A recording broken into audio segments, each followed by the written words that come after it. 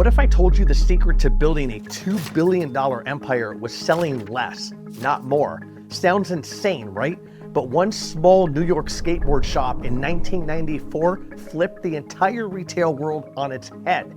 They turned t-shirts into $1,000 trophies, Oreos into $91,000 collector's items, and created a movement people would literally skip school for just to be a part of. And here's the wild part. This exact playbook could transform your business too if you're bold enough to use it. We'll break down the 4 psychological triggers that you can use immediately. And yeah, it involves Oreos selling for the price of a luxury car. More than money, it's about belonging and identity. So let's rewind to the early 90s, New York. Street skating wasn't just a sport, it was a movement. But skaters had a problem. Corporate retail didn't get them. It was too stiff, it was too fake. This is where James Hebbius steps in. He doesn't just open up a shop, he creates a space. A place that feels real, raw, and authentic.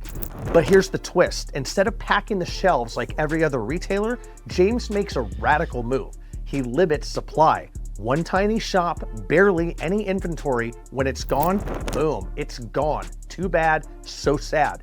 Everyone thought he would go broke, but then something happened. What looked like business suicide turned into a cultural revolution. Instead of begging customers to buy, Hebbius flipped the script. He created scarcity on purpose. No restocks, no second chances. Miss it? Tough luck. Too bad, so sad. And while every other store believed more shelves meant more money, Supreme, they proved the opposite. The resistance, the scarcity, all became the spark. Then came the move that locked it all in, the Thursday drop. Every Thursday, 11 a.m., new items quietly appeared. No countdowns, no hype machine, just boom, drop time. If you're there, then you're in the know. If not, well, you lose out. Suddenly, Thursdays weren't just another day. They were rituals. Skaters skipped school, adults skipped work, because missing out wasn't about losing a t-shirt.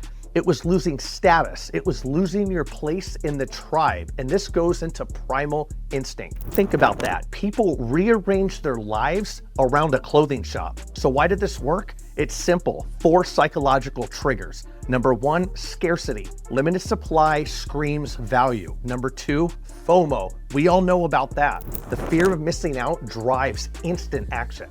3, exclusivity. If everyone can't have it, it becomes more powerful. And 4, community. Everybody wants to belong. And if you own Supreme, you're not just a buyer, you're an insider.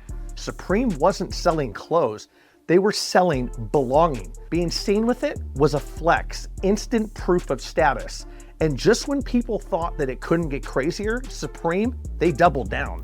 A $30 brick sold for $300. A $48 crowbar became a trophy.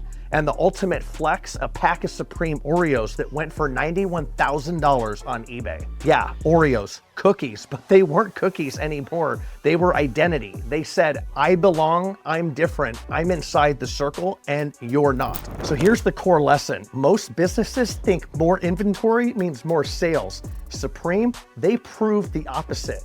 By saying no to the majority, they created a cult following that would do anything, literally, for a yes.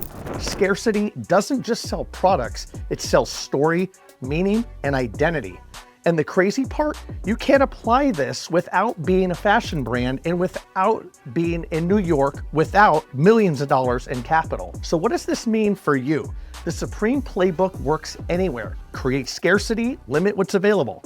Build rituals, give customers predictable moments to look forward to. Foster community, make them feel like insiders. And last, unapologetically stay exclusive. Because here's the truth. People don't just buy products, they buy the story those products tell about them. Supreme turned basic items, we're talking a t-shirt, a brick, and even Oreos, into cultural trophies. Not by making more, but by making less and making it better at that. So ask yourself, how can you make your product the thing that people can't afford to miss? Not that they can't afford, because they'll afford it if they want it, but how they can't afford to miss it. That's how you build not just a business, but an actual movement. Scarcity creates value, belonging creates loyalty. Together, They create empires.